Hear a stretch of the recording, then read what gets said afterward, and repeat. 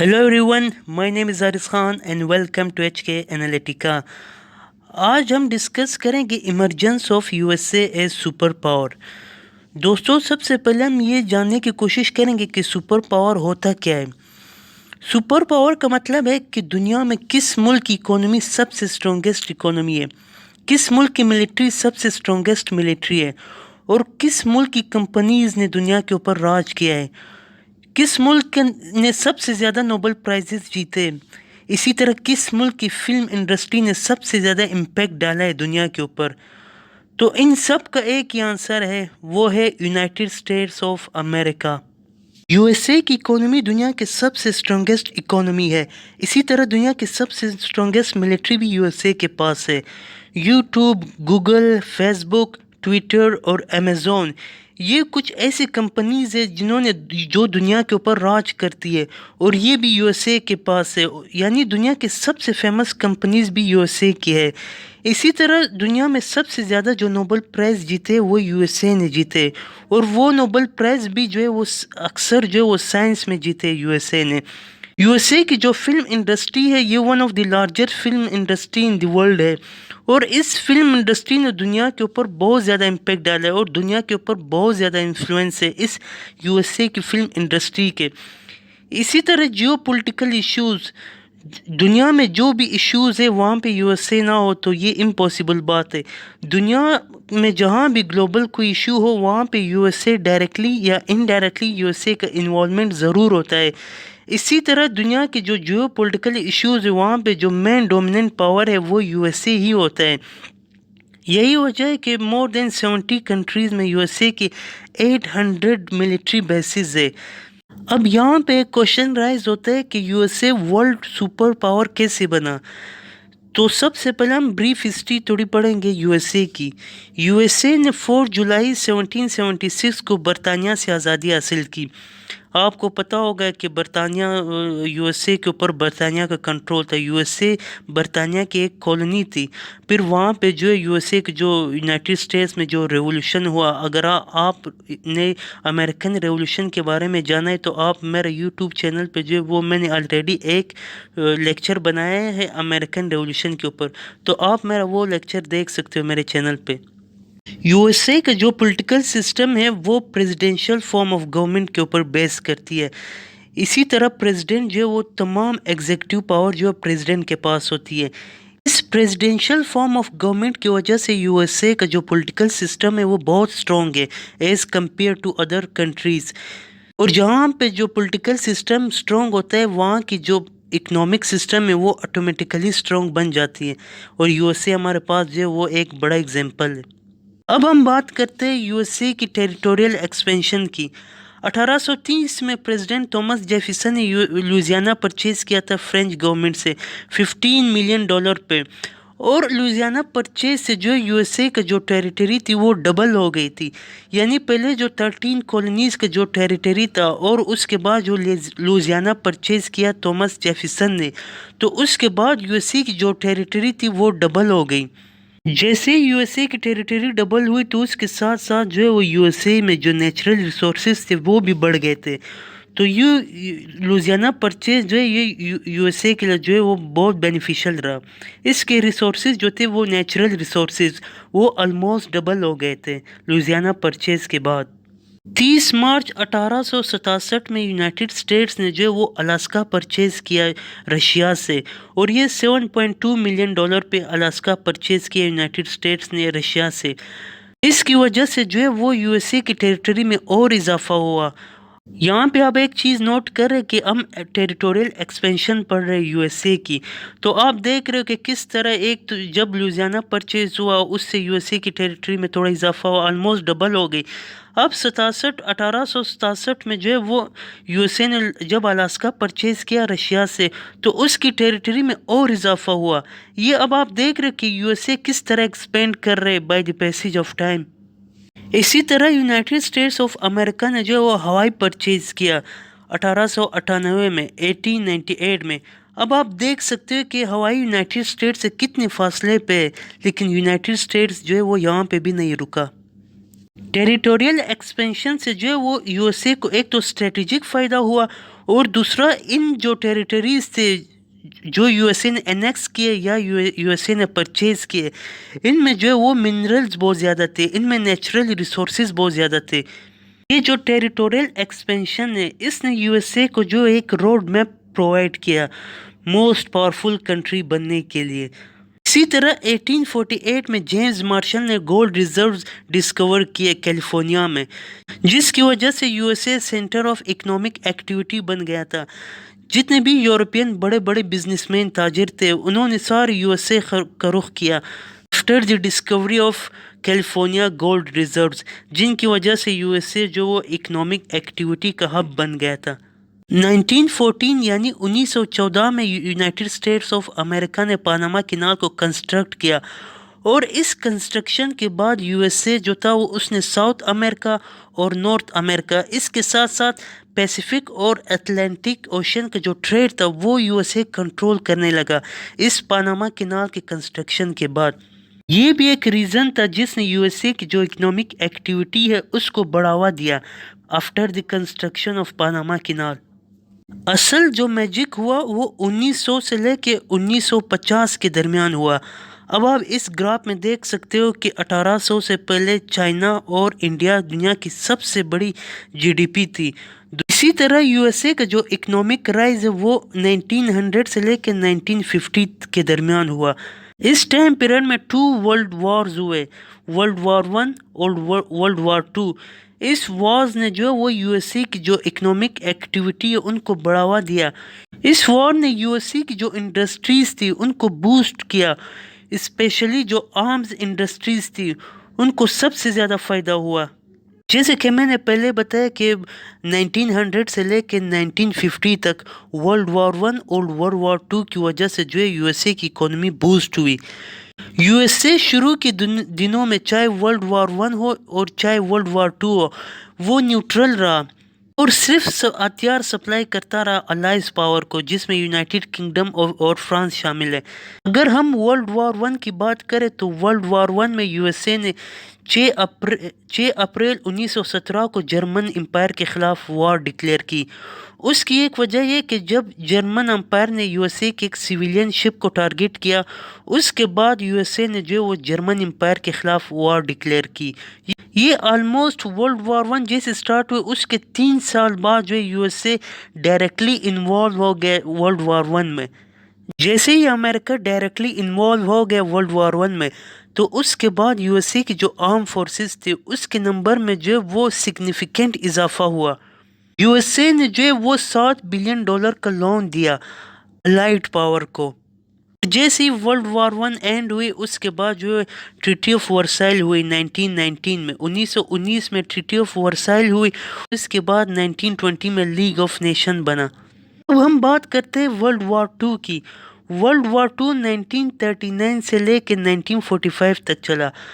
یہ وار تب سٹارٹ ہوئی جب جرمن فورسز نے پولینڈ کے اوپر حملہ کیا، جب جرمنی نے پولینڈ کو انویڈ کیا، اس کی وجہ سے جو وہ ورلڈ وار 2 سٹارٹ ہوئی، اور یہ اینڈ ہوئی جب 6 اگست 1947 کو ہیروشیما اور 9 اگست 1945 کو ناگاساکی کے اوپر امریکہ نے ایٹم بم ڈراپ کیے، تو پھر اس کے بعد 15 اگست 1945 کو جاپان نے سرنڈر کیا۔ جاپان ایکسس پاور کی طرف سے وہ آخری کنٹری تھی جس نے سرنڈر کیا 15 اگست 1945 کو، جس کی وجہ سے جو وہ ورلڈ وار 2 اینڈ ہوئی۔ دی گارڈین جو نیوز پیپر ہے اس کے ایک رپورٹ کے مطابق 1942 میں جرمنی نے 15,000 نیو کمبیٹ ایئر کرافٹ بنائے، اسی طرح 1943 میں 26,000 اور 1944 میں جو یہ 40,000 new combat aircraft Germany نے بنائے۔ اگر آپ اس کو جو ہے وہ یونائٹڈ اسٹیٹ سے کمپیئر کریں تو یہ آلموسٹ ڈبل ہے۔ 1942 میں یونائٹڈ اسٹیٹ نے 48,000 نیو کمبیٹ ایئر کرافٹ بنائے، 1943 میں 86,000 اور 1944 میں 1,14,000 نیو کمبیٹ ایئر کرافٹ بنائے امریکہ نے۔ تو آپ اندازہ لگا لیں کہ اس ورلڈ وار 2 کی وجہ سے امریکہ کی جو آرمز انڈسٹریز تھی ان کو کتنا بوسٹ ملا۔ یہ ہتھیار جو ہے یہ امریکہ جو دوسری الائٹ پاورز تھے جس کے فرانس ہو گیا، برٹن ہو گیا، ان کے اوپر جو ہے وہ امریکہ جو ہے وہ ہتھیار بیچتا تھا ورلڈ وار 2 کے دوران۔ جس کی وجہ سے جو ہے وہ امریکہ کی اکانومی کو بہت بڑا بوسٹ ملا. جیسے کہ ہم نے ڈسکس کیا کہ ورلڈ وار ٹو کی وجہ سے امریکہ کی جو انڈسٹریز سے اس کو بہت بوسٹ ملا. امریکہ میں بہت سارے نیو جابس کریٹ ہوئے. تو یہاں پہ میں نے کچھ فگرز آپ کے ساتھ شیئر کیے. اب آپ یہاں پہ اندازہ لگا لیں کہ 17 million new civilian jobs create ہوئے. اسی طرح جو ہے وہ 96% جو انڈسٹریل پروڈکٹیوٹی ہے اس میں اضافہ ہوا 96%. اور اسی طرح 17 ملین نیو جابس کریٹ ہوئے امریکہ میں یہ ورلڈ وار ٹو کے دوران. تو اب آپ اندازہ لگا لیں کہ امریکن اکانومی کے لیے کتنا بینیفیشل رہا world war two. United States کی انٹری ورلڈ وار ٹو میں دسمبر 1942 میں ہوئی جب پرل ہاربر کے اوپر جاپان نے اٹیک کیا. اس سے پہلے United States world war two میں انوالو نہیں تھا ڈائریکٹلی، وہ صرف ہتھیار بیچتا تھا. اس وقت جو الائڈ پاورز تھی جیسے کہ فرانس ہو گیا، برٹن ہو گیا اور دوسری یورپین کنٹریز، اس کی جو اکانومی تھی وہ آلموسٹ جو ہے وہ کلیپس کر گئی. ان کی وجہ سے جو 1944 میں برٹن ووڈ کانفرنس ہوئی. اس برٹن ووڈ کانفرنس میں جو الائڈ پاور تھے جس میں فرانس اور یونائٹڈ کنگڈم سر فہرست تھے، انہوں نے اپنی کرنسیز کو جو US ڈالر کے ساتھ لنک کیا کہ اب آج کے بعد ہم جو ٹریڈ کریں گے وہ US ڈالر میں کریں گے، اور اگر ہم کوئی چیزیں باہر سے امپورٹ کریں گے یا یہاں سے ایکسپورٹ کریں گے اپنے ملک سے تو وہ US ڈالر میں کریں گے، جس کی وجہ سے جو US ڈالر بہت سٹیبل ہوا. اور اسی طرح انہوں نے US ڈالر کو جو ہے وہ گولڈ کے ساتھ لنک کیا. جیسے ہی allied power world war two جیت گئی تو اس کے بعد US کی جو کرنسی ہے وہ ورلڈ کرنسی بن گئی. یہاں سے جو ہے وہ the rise of the United States ہوا. اسی طرح اس برٹن ووڈ کانفرنس میں جو ہے وہ IMF اور ورلڈ بینک گروپ کی بنیاد رکھی گئی. ان دونوں جو آرگنائزیشنز ہیں ان کو بھی جو ہے وہ امریکہ کنٹرول کرنے لگی. IMF اور ورلڈ بینک گروپ میں یہ فرق ہے کہ IMF جو ہے وہ اکنامک سٹیبلٹی کے لیے جو ہے وہ کنٹریز کو لون دیتی ہے. یہ اسپیشلی وہ کنٹریز ہوتی ہے جو انڈر ڈیولپڈ ہوتی ہے یا ڈیولپنگ کنٹریز ہوتی ہے، ان کو جو ہے وہ اپنی اکنامک سٹیبلٹی کے لیے جو ہے وہ لون دیتی ہے. اس کے برعکس ورلڈ بینک گروپ جو ہے وہ ڈیولپڈ کنٹریز کو لون دیتی ہے ڈیولپمنٹ کے لیے. جیسے ہی ورلڈ وار ٹو اینڈ ہوئی تو اس کے بعد دنیا میں ایک نیا ماس کھلا اور اس کو جو کہا جاتا ہے کولڈ وار. یہ کولڈ وار جو ہے یہ سوویت یونین اور یونائٹڈ اسٹیٹس کے خلاف لڑی گئی، لیکن یہ کولڈ وار یونائٹڈ اسٹیٹس اور سوویت یونین کے درمیان کولڈ تھی. یعنی ان دونوں نے جو وہ ڈائریکٹلی ایک دوسرے کے اوپر اٹیک نہیں کیا. یہ وار جو ہے یہ تھرڈ کنٹریز میں لڑی گئی، جیسے کہ افغانستان ہو گیا، ویتنام ہو گیا، کوریا ہو گیا، یہ تھرڈ کنٹریز میں یہ وار لڑی گئی. اور اس کا جو ٹائم پیریڈ ہے 1947 سے لے کے 1991 ہے. 1991 میں جب سوویت یونین ڈیزولو ہوا تو اس کے ساتھ یہ کولڈ وار جو ہے یہ ختم ہوئی. یہ وار تب سٹارٹ ہوئی جب سوویت یونین اور یونائٹڈ اسٹیٹس کے درمیان جیو پولیٹیکل ٹینشن بڑھے، جن کی وجہ سے جو دنیا دو بلاکس میں ڈیوائڈ ہوئی، ایسٹرن بلاک اور ویسٹرن بلاک. ویسٹرن بلاک کو جو ہے وہ USA کنٹرول کرنے لگا اور اسی طرح ایسٹرن بلاک جو ہے وہ سوویت یونین کنٹرول کرنے لگا. یعنی ایسٹرن بلاک پہ سب سے زیادہ جو انفلوئنس ہے وہ سوویت یونین کا تھا، اور اسی طرح ویسٹرن بلاک پہ جو ہے وہ USA کا سب سے زیادہ انفلوئنس تھا، جن کی وجہ سے دونوں کنٹریز یعنی سوویت یونین اور USA نے اپنی ملٹریز الائز بنائی. ایسٹرن بلاک میں سوویت یونین نے جو وارسو پیکٹ بنائی 1955 میں. اسی طرح ویسٹرن بلاک میں یونائٹڈ اسٹیٹس نے جو وہ نیٹو بنائی 1949 میں. یہ جو کولڈ وار تھی یہ آئیڈیولوجیکل وار تھی. اس نے دنیا کو جو ہے وہ دو گروپ میں ڈیوائڈ کیا. ایک وہ گروپ تھا، بلکہ دنیا کو جو ہے 3 گروپ میں ڈیوائڈ کیا.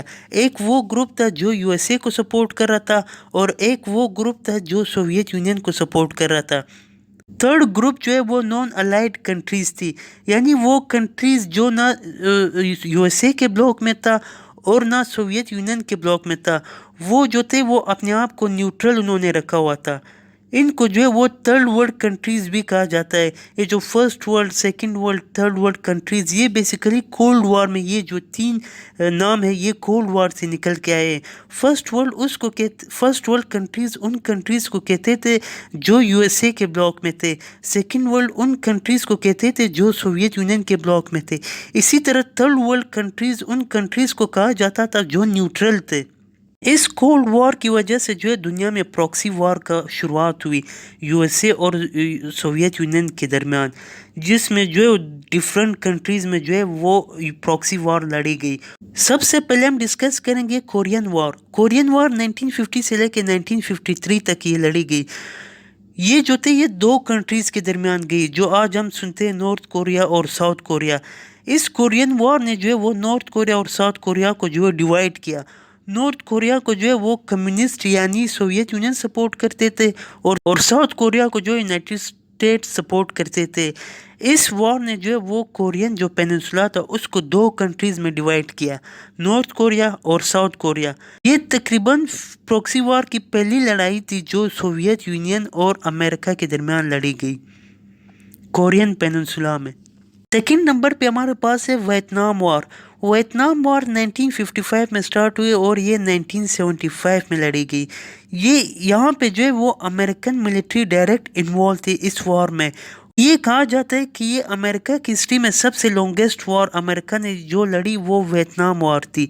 وہاں پہ جو ہے وہ ایک ٹائم پہ امریکہ کے 5 لاکھ سے زیادہ جو سولجرز سے وہ ویتنام میں امریکہ نے تعینات کیے۔ اس وار میں جو ہے وہ امریکہ کو بہت بری طرح شکست ہوئی، اور بالآخر 1975 میں یہ جنگ ختم ہوئی جب نارتھ ویتنامیز نے ساؤتھ ویتنام کے اوپر جو ہے قبضہ کیا۔ کولڈ وار کے دوران جب بھی امریکہ کو کسی کنٹریز کے بارے میں کوئی شک ہوتا تھا کہ یار اس کنٹری میں جو ہے وہ کمیونسٹ جو آئیڈیاز ہیں وہ پھیل رہے ہیں، تو اس کنٹریز کے جو لیڈرز تھے وہ امریکہ اپوزیشن پارٹیز کے تھرو یا ان لیڈر کو اسیسنیٹ کر کے یا ملٹری کو کے تھرو وہ ان لیڈرز کو جو تھے وہ ہٹاتے تھے کہ وہاں پہ جو کمیونزم فلسفی ہے وہ پھیل نہ جائے، لوگ جو ہے وہ کمیونزم کے انفلوئنس میں نہ آئے۔ اس کی وجہ سے جو ہے یونائٹڈ اسٹیٹس جو ہے وہ billions of dollar United States نے اسپینڈ کیے دوسری کنٹریز میں اپنے پپٹ گورنمنٹ کو بٹھانے کے لیے۔ امریکہ کی انٹرفیرنس کی وجہ سے جو ہے دوسری کنٹریز کے پولیٹیکل افیئر میں جب امریکہ نے انٹرفیرنس سٹارٹ کی، دوسری کنٹریز کے جو بھی پولیٹیکل لیڈرز تھے یا جو بھی گورنمنٹ تھے، جب وہ کمیونزم کی بات کرتے تھے تو امریکہ جو ہے وہ ان گورنمنٹس کو جو ہے وہ ریپلیس کرتے تھے، اور وہاں پہ جو ہے وہ اپنے پپٹ گورنمنٹ کو انسٹال کرتے تھے۔ جیسے امریکہ اپنے پپٹ گورنمنٹ کو وہاں پہ بٹاتے تھے تو وہ کنٹریز جو تھی وہ امریکہ کے اوپر ڈیپینڈنٹ بن جاتی تھی۔ اس کی وجہ سے جو امریکہ کا انفلوئنس دنیا میں اور زیادہ بڑھا، اور یہی وجہ ہے کہ آج مور دین 70 کنٹریز میں امریکہ کے 800 بیسز ہے۔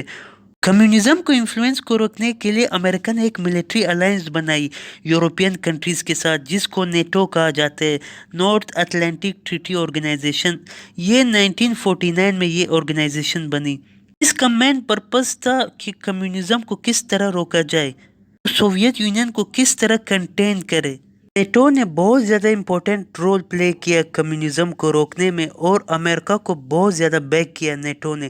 امریکہ جس کنٹری میں بھی جاتا تھا ڈائریکٹلی اٹیک کرتا تھا یا انڈائریکٹلی اس ملک میں امریکہ جب بھی کوئی کو کنڈکٹ کرتا تھا تو اس کے بیک پہ نیٹو لازمی ہوتی تھی۔ ہم یہ بھی کہہ سکتے کہ نیٹو بھی ون آف دا ریزنز ہے جس نے امریکہ کو جو ایک موسٹ پاورفل کنٹری بنایا۔ ہم نے جتنی بھی چیزیں ڈسکس کی اس میں جو وہ امریکہ کا جو ٹیریٹوریل ایکسپینشن تھا، اور اس کے بعد ورلڈ وار 1 اور ورلڈ وار 2 میں امریکہ کا کیا رول تھا، اور اس کے علاوہ کولڈ وار میں امریکہ نے کس طرح سوویت یونین کو کنٹین کیا، اور بالآخر سوویت یونین کس طرح ڈیزولو ہوا، یہ چیزیں جو ہے یہ ہم نے ڈسکس کی۔ اب ہم ڈسکس کریں گے دوسرے کیا ریزنز ہیں جن کی وجہ سے آج امریکہ جو ہے موسٹ پاورفل کنٹری ہے، سپر پاور ہے امریکہ آج دنیا کا۔ اس کے پیچھے دوسرے کیا وجوہات ہیں، اب ہم وہ ڈسکس کریں گے۔ امریکہ کا جو پالیسی ہے وہ دنیا میں ہمیشہ جو ٹیلنٹ ہے اس کو اٹریکٹ کرتی ہے۔ دنیا میں جتنے بھی ٹیلنٹڈ لوگ ہیں وہ جو ہے وہ امریکہ جاتے ہیں، اور امریکہ اس ٹیلنٹ کو جو ہے وہ اپریشیٹ کرتے ہیں، امریکہ اس ٹیلنٹ کو بہت زیادہ ویلیو کرتے ہیں۔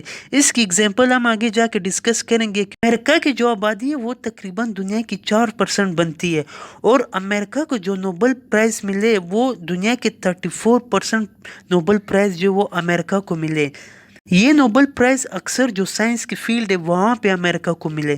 اب یہ چیک کر لے کہ ایک ملک جس کی آبادی صرف دنیا کی آبادی کا 4% ہے اور انہوں نے جو ہے وہ 34% نوبل پرائز جیتے، تو اب خود اندازہ لگا لے کہ امریکہ ورلڈ پاور نہیں بنے گا تو اور کون سی کنٹری بنے گی جس نے 34% جو نوبل پرائز ہے دنیا کا وہ صرف امریکہ کے پاس ہے۔ جیسے کہ میں نے پہلے ڈسکس کیا کہ امریکہ جو دنیا کا ٹیلنٹ ہے وہ ہمیشہ اٹریکٹ کرتی ہے۔ اب ایلن مسک کی آپ اگزامپل لیں، ایلن مسک جو وہ ساؤتھ افریقہ سے اس کا تعلق تھا، لیکن وہ امریکہ پہنچا، امریکہ کی جی ڈی پی میں آج ان کا ایک بہت بڑا شیئر ہے، اور انفیکٹ یہ دنیا کا سب سے ریچسٹ پرسن ہے، پہلے نمبر پہ ایلن مسک۔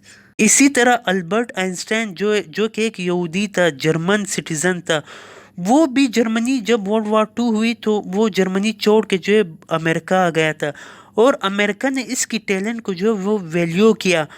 بٹ آئنسٹائن جو ہے وہ ہمارے پاس دوسری بڑی اگزامپل ہے کہ یہ امریکہ کا سٹیزن نہیں تھا، یہ جرمن سٹیزن تھا، لیکن وہ امریکہ میں آ کے امریکہ نے ان کی ٹیلنٹ کو جو ہے بہت ویلیو کیا۔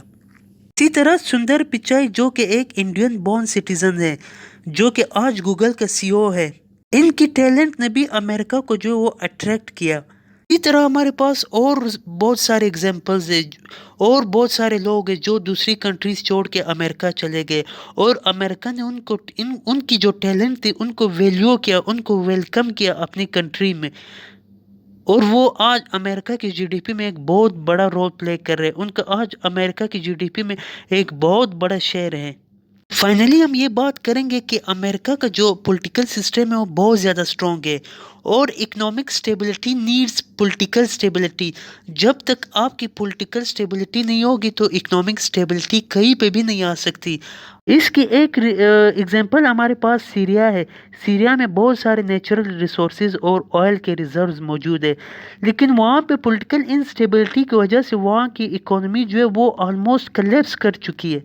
دوسرا اگزامپل ہم پاکستان کا بھی دے سکتے ہیں۔ پاکستان میں جو اکنامک انسٹیبلٹی ہے اس کا سب سے مین ریزن جو پولیٹیکل انسٹیبلٹی ہے۔